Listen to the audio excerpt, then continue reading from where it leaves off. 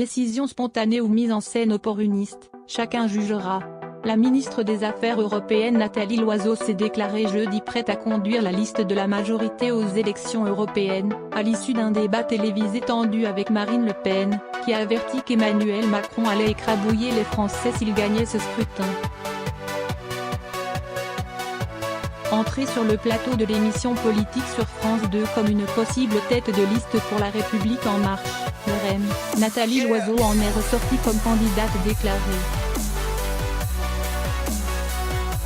Madame Le Pen, je voudrais vous dire bravo, bravo, parce que vous avez réussi à me faire changer d'avis, a-t-elle déclaré en s'adressant à la présidente du Rassemblement National, RN, à la fin du débat.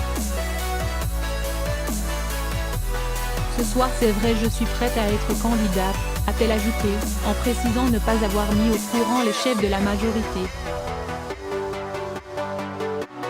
Vous êtes hyper technocrate. Le patron des députés le REM Gilles Legendre a rapidement réagi sur Twitter en saluant une bonne nouvelle. Les députés le REM prêts à se mobiliser derrière Nathalie Loiseau, a-t-il ajouté. Jusqu'à présent, cette proche d'Alain Juppé répétait, sur un ton souvent agacé, qu'elle n'était pas candidate alors qu'un nombre croissant de partisans de la Macronie la voyaient bien mener la liste REM Modem pour le scrutin du 26 mai. Âgée de 54 ans, Nathalie Loiseau est relativement novice en politique.